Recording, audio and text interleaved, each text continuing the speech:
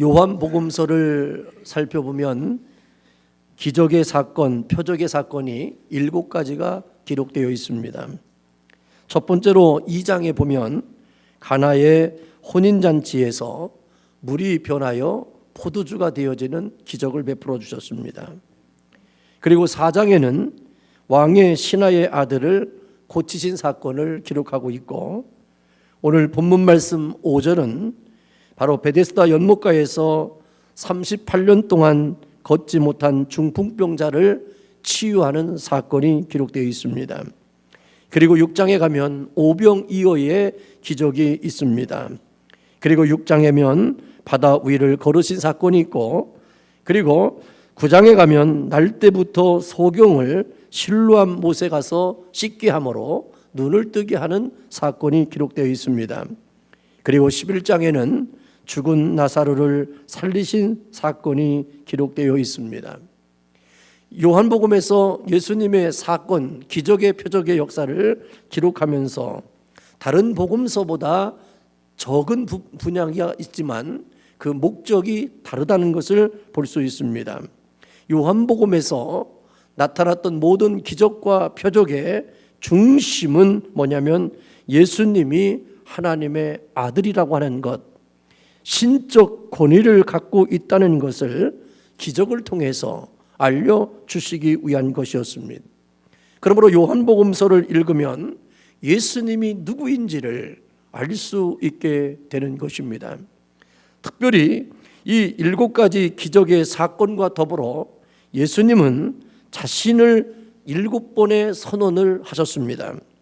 첫 번째로 6장에는 나는 생명의 떡이다라는 말씀을 하셨고, 8장에는 나는 세상의 빛이라고 말씀하셨고, 10장에는 나는 양의 문이라고 선포하셨습니다.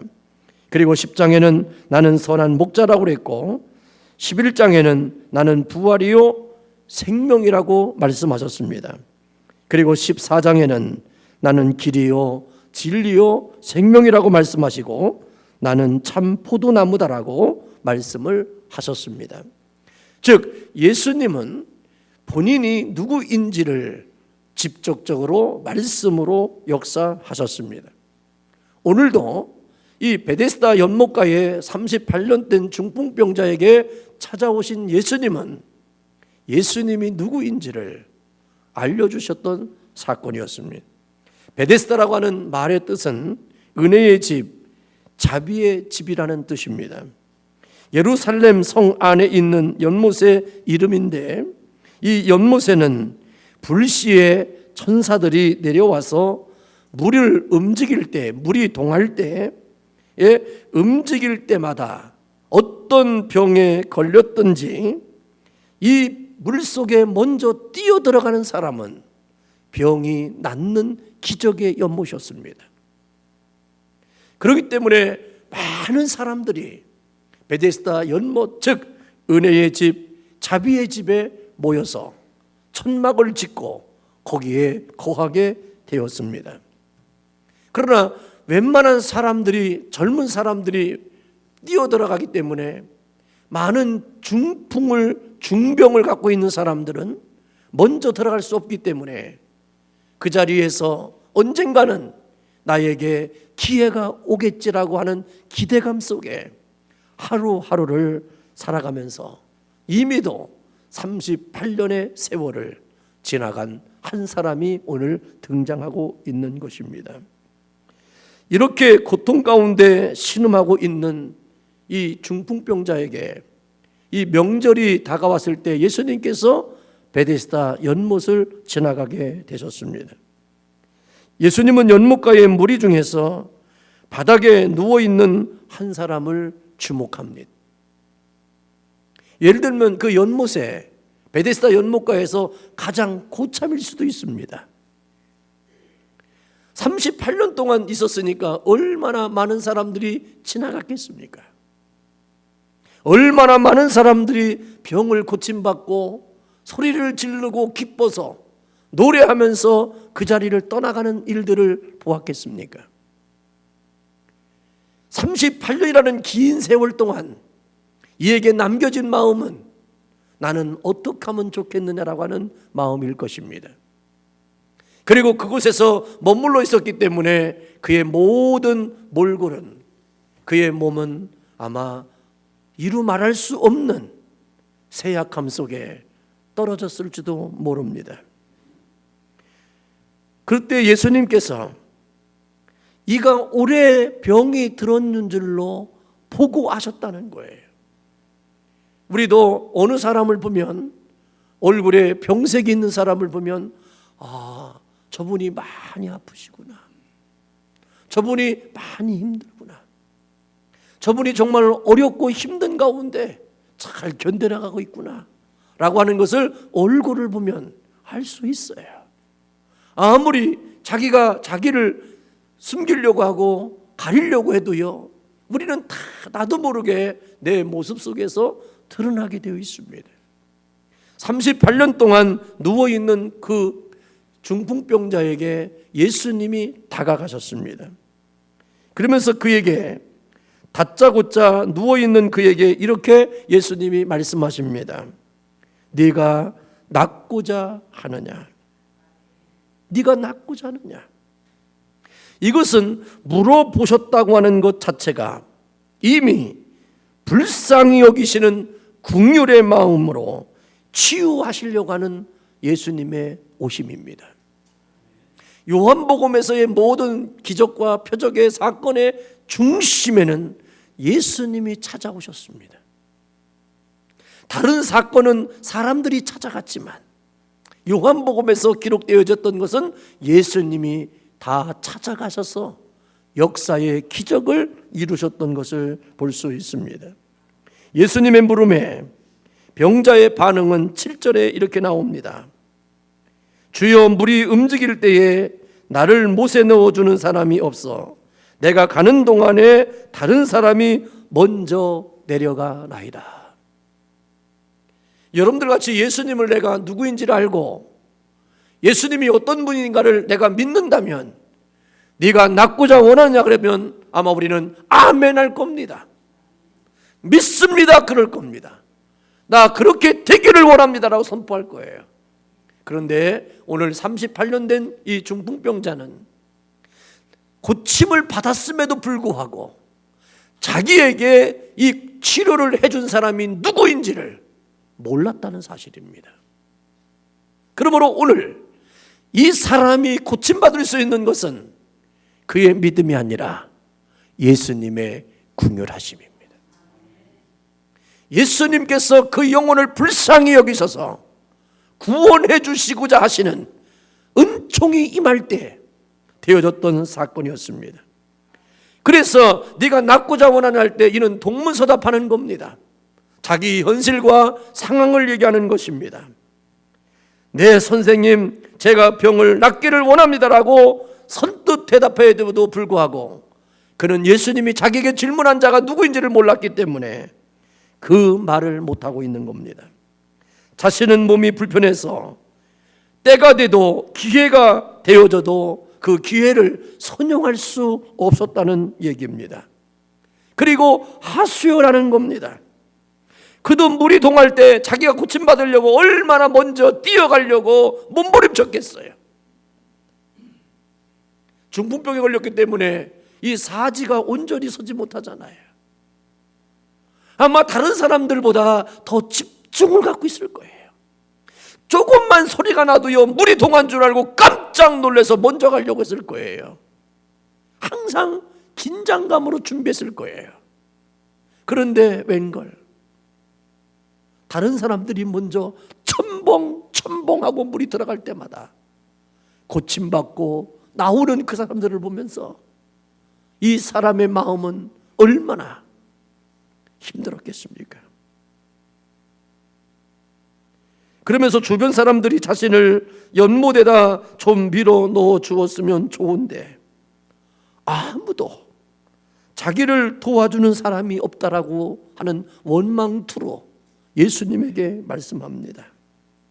병자의 생각은 나를 낫기를 원합니까라고 하는 이 말씀이 나에게 그렇게 묻지 말고 젊은 청년이 힘으로 나를 좀 함께 있다가 물이 동하면 얼른 나를 들어서 물에다 집어넣어줬으면 좋겠다라고 하는 그런 바람으로 예수님을 향하고 있는 모습일 수도 있습니다. 낳고자 원하느냐고 묻지 말고 나를 얼른 안아서 물이 동할 때 냅다 먼저 던져주었으면 좋겠는데 왜 자꾸만 쓸데없는 것만 나한테 질문하냐라고 하는 마음의 분노도 있었을 수도 있습니다. 예수님은 병자의 대답이 이미 알고 계셨던 듯이 그 대답에 대해서 아무런 반응을 보이지 않으시면서 예수님은 이렇게 선언합니다. 네 자리를 들고 걸어가라. 여러분, 우리는 예수님 앞에 내 형편과 사정을 얘기하는 사람이 아닙니다. 우리가 주님 앞에 설 때는 어떠한 말씀이 내게 오든지 나는 반응하기를 준비하는 자입니다. 어떤 말씀이 내게 오든지 나는 아멘할 준비를 갖고 사는 사람들입니다. 여기에서 하나님의 놀라우신 간섭하심이 나타난다는 것입니다. 예수님과 병자의 결정적인 생각의 차이가 있습니다. 병자는 베데스다 연못이 자신의 유일한 치료의 수단이고 방법이었습니다. 때 맞춰 거기에 연못에 들어가지 못한다면 자신은 영원히 고침받지 못한다는 생각으로 가득 채워졌을지도 모릅니다. 하지만 예수님은 그에게 말씀을 들려주시려고 오신 분이십니다. 오직 권능의 말씀을 선포하시고 그것을 듣는 자에게 즉시 치유의 회복의 역사가 일어난다는 사실을 그에게 보여주시려고 예수님은 오셨습니다. 내 자리를 들고 걸어가라고 선포하신 말씀에 어떻게 됐습니까? 6절에 보니까 그 사람이 곧 나아서 자리를 들고 걸어가니라. 네 자리를 들고 걸어가라고 말씀하시자마자 그 38년 된 중풍병자는 즉시 병이 나았습니다. 나음을 받은 병자가 한 것이 무엇입니까?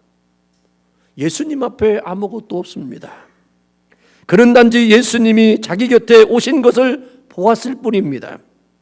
그리고 자기에게 네 자리를 들고 일어나라고 하는 그 말씀을 들었을 뿐입니다. 그게 다입니다. 그가 유일하게 한 것이라고는 눈을 들어 말씀하시는 예수님과 눈빛을 마주친 정도였습니다. 사실 그것 이외에 그가 할 수 있는 것은 아마 아무것도 없었을 것입니다. 그런데도 기적은 일어났습니다. 여러분, 확실하게 오늘 아셔야 됩니다. 예수님이 우리에게 찾아오시는 것, 그리고 말씀하시는 것, 이 두 가지면 충분합니다.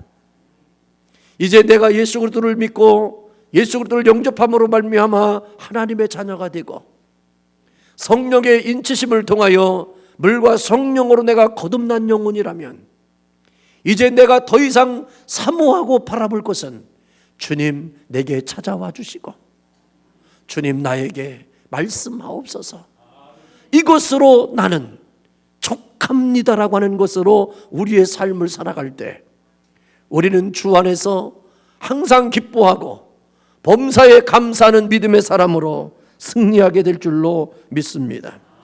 이 두 가지만 이루어지면 우리 모두가 다 기적의 주인공이 될 수 있다는 것이 오늘 본문 말씀입니다. 기적은 내 믿음이 아니라 예수님의 말씀입니다. 여러분들은 혹시 베데스다 연못가에서 작정하고 앉아서 한탄하고 원망하고 보내고 계시지는 않습니까? 내가 도달하려고 하는 목표나 내가 가려고 하는 방향과 계획을 이루어 나가기 위한 수단들은 되지도 않으면서도 때만 기다리는 병자와 같은 모습은 있지 않는지 우리는 나를 점검해야 됩니다. 막연하게 그렇게 될 것이라고 하는 안주된 마음 속에 내 삶은 살아가고 있지 않는지를 점검해 봐야 된다는 것입니다.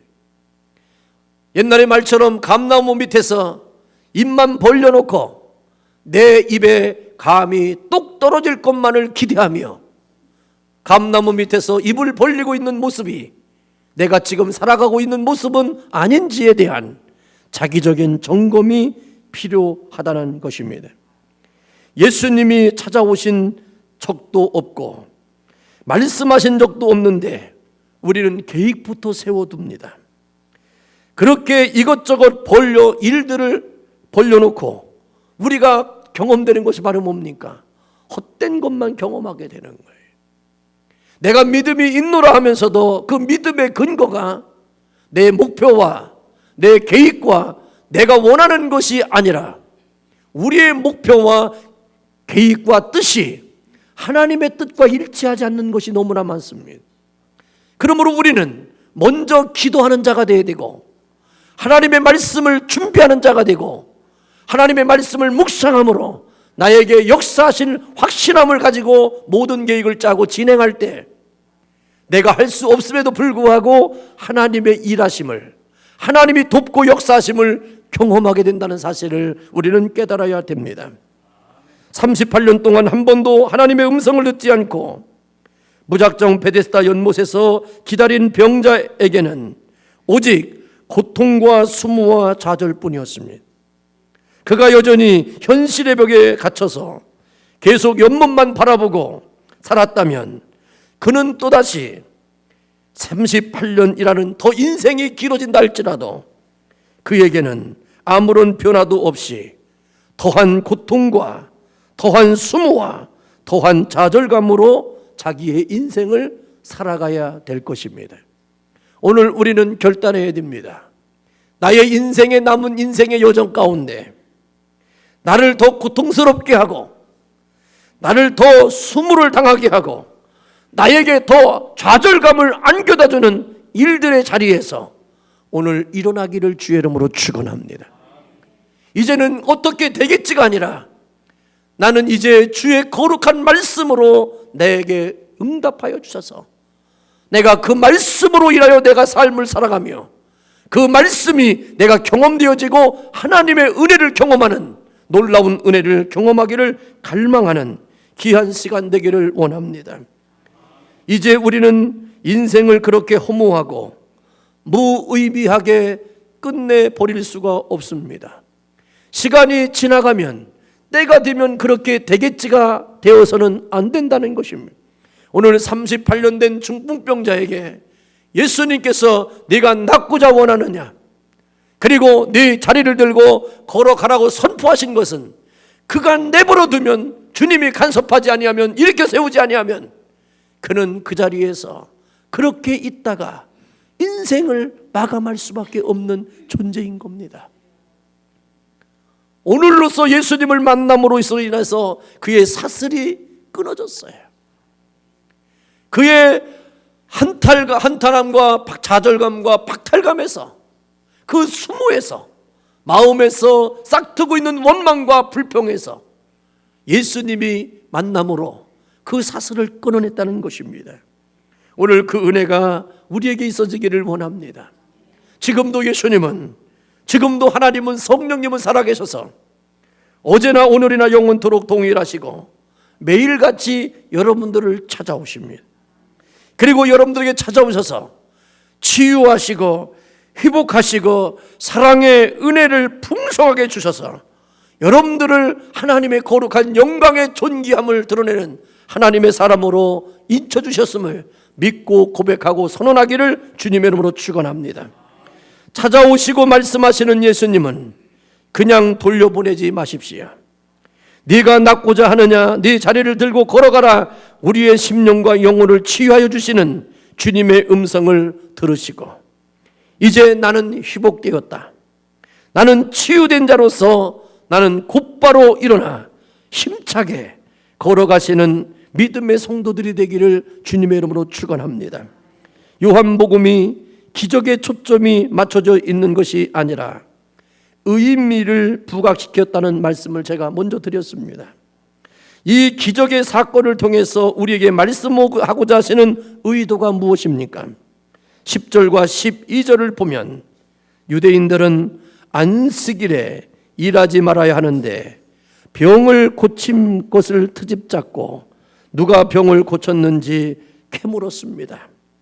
병 고침을 받은 것을 하나님께 영광을 돌리지 않고 오히려 본질을 호도하는 유대인들의 태도를 평가할 것도 없지만 성경은 기록하고 있습니다.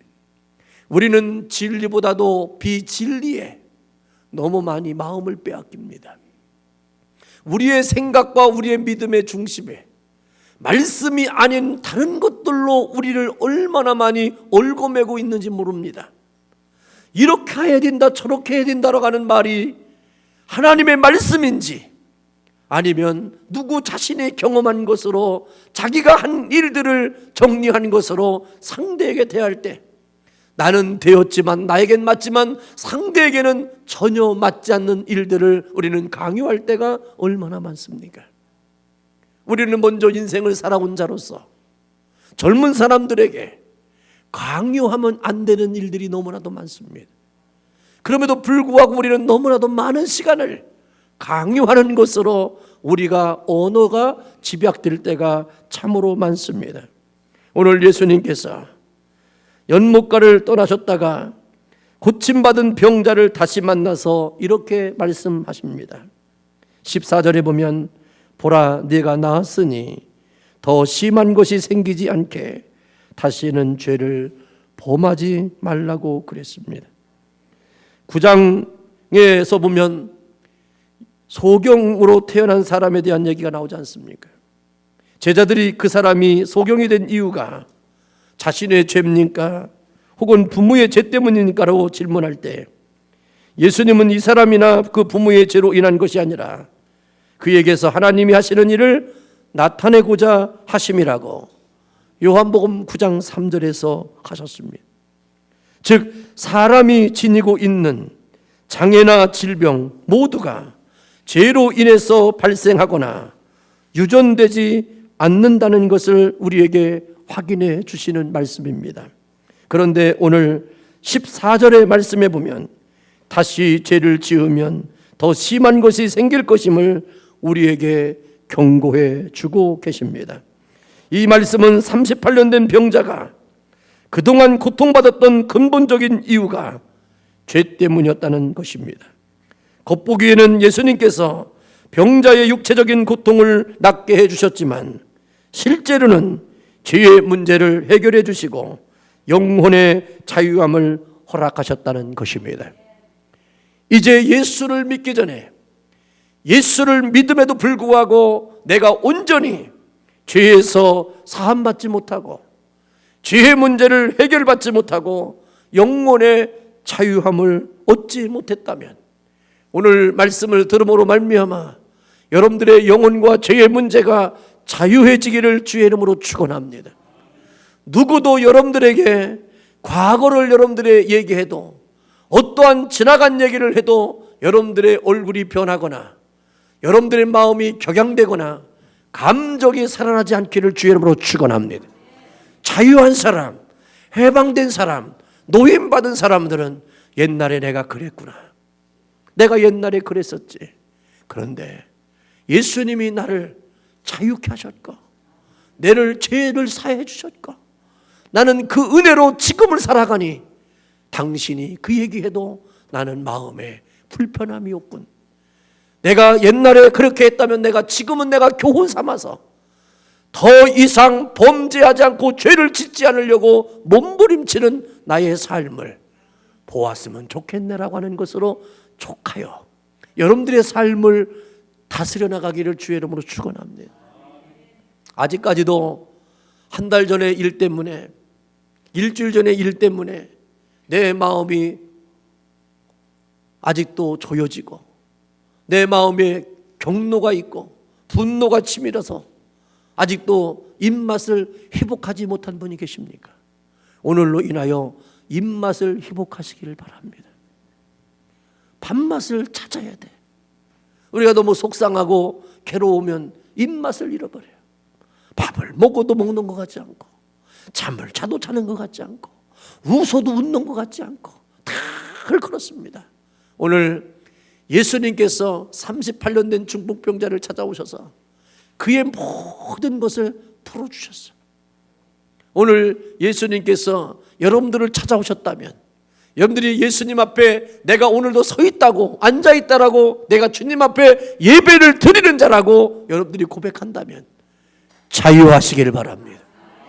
오늘 예수님께서 말씀하신 것처럼 다시는 죄를 지으면 더 심한 것이 생길 것임을 경고하는 말씀 속에, 주님, 내가 이제는 더 이상 그 죄악 가운데 살지 않겠습니다.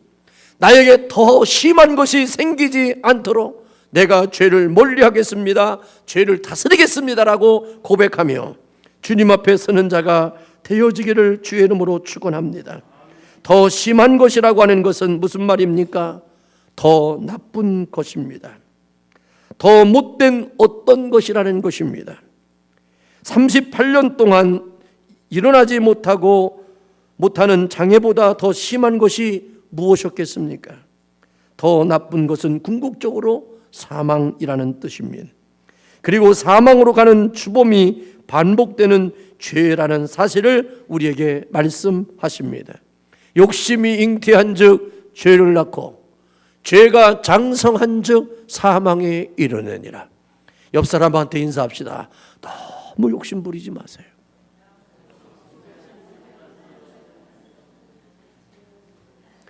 잠언서에 보니까 이런 말씀이 있어요. 빨리, 다른 사람보다 빨리 부하려고 하는 자는 감옥에 빨리 간답니다. 여러분, 다른 사람과 더불어 살으려고 해야지. 다른 사람보다 더 빨리 부자가 되려고 하는 욕심 때문에 감옥을 먼저 간다는 거예요. 요즘 한국의 뉴스를 보니까 아주 조국이라는 그분 때문에 나라 전체가 조국이 어렵더라고요.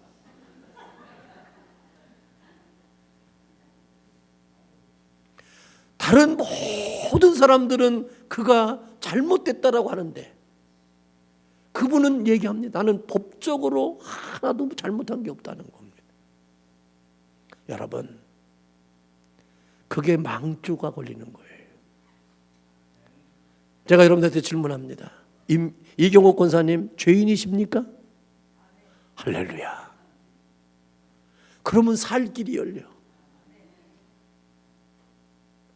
그러니까 그냥 죄가 없다고 법적으로 하나도 잘못한 게 없다니까 그냥 다 파니까 주변 사람들이 다 만신창이가 돼. 다 만신창이가 돼. 내가 뭔가 되려고 하니까 주변 사람들을 다 만신창이가 돼도 나는 그것이 되면 될 거라 착각이에요. 여러분,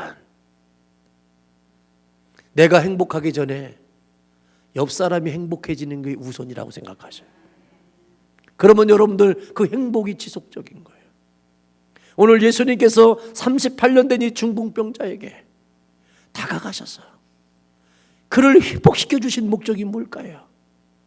그는 거기에 있어도 죽을 때까지 있어도요, 그는 고침받을 수 있을까요? 없을까요? 퍼센트로 0%가 아니라 마이너스 300%야. 될 수 없어요. 아마 윤윤자 성도님 같으면 할아버지 너무 오래 기다리셨으니까 나 대신 먼저 들어가세요, 이렇게 양보했을 것 같아. 그런데 놀라운 사실은 조윤만이라고 하는 젊은 사람이 그 얘기하는 순간에 먼저 풍덩 뛰어들어가. 그러면 윤윤자의 착한 마음은 그냥 마음인 것뿐이지 그 할아버지가, 중풍병자 할아버지가 연못에 들어갈 찬스는 없어. 왜? 조윤만이가 펄떡 뛰어들어갔으니까. 세상이 그런 거잖아. 그렇지 않겠어요? 여러분, 이 세상은요 결코 만만치 않더라고요. 내 맘 같지 않아요. 내가 그렇게 했다고 해서 누가 다 그럴 것 같죠? 천만의 말씀이에요. 천만의 말씀. 아마 여러분들이 다 지키고 있어도요 어딘가 숨어있던 병자가 툭 튀어나와서 먼저 뛰어들어갈 거예요. 이게 세상인 거예요. 그러므로 오늘 우리의 희망은 세상에 착한 사람도 아니고 법을 잘 준수하는 사람도 아니고 도덕적으로 온전한 사람도 아니고 우리의 희망은 오직 찾아오시는 예수님이요, 그리고 말씀하시는 예수님이요, 거기에 우리의 은혜가 있는 거예요. 오늘 이 38년 된 죽풍병자에게 찾아오셔서 예수님은 세 마디 하셨어. 첫 번째, 네가 낫고자 하느냐. 그리고 두 번째는 뭐라고 그랬어요? 네 자리를 들고 일어나 걸어가라. 세 번째 뭐라고 그랬어요? 네가 나았으니 더 심한 것이 생기지 않도록 다시는 죄를 범하지 말아라. 아멘입니까? 그러므로 우리 사랑의 교회나 오늘 함께 모여서 함께하는 우리 모든 신명들이 다시는 죄를 범하지 않는 자가 되기를 주님의 이름으로 축복합니다. 죄에 싸워서 승리하세요. 죄의 시작은 뭡니까? 욕심이야. 여러분, 우리가 싸워야 될 대상은 아무도 없어요. 여러분들 누구와 경쟁합니까? 오직 다른 사람과 경쟁하기 전에 먼저 내 마음을 다스리면 되는 거예요. 성을 뺏는 것보다도 자기 마음을 다스리는 것이 더, 성을 뺏는 것보다 더 큰 용사라고 그랬어요. 여러분, 누구를 이겼다고 기뻐하지 마시고 누구보다 앞섰다고 자랑하지 마시고 오늘도 나는 더 큰 것이 생기지 않도록 죄를 짓지 않으려고 하루하루 순간순간을 몸부림치는 은혜. 그래서 하나님께서 우리에게 찾아오셔서 구원을 베풀어 주신 것이 영원히 하나님 나라 이룰 때까지 축복이어졌음을 간직하고 고백하는 여러분들의 삶이 되기를 주님의 이름으로 축원합니다.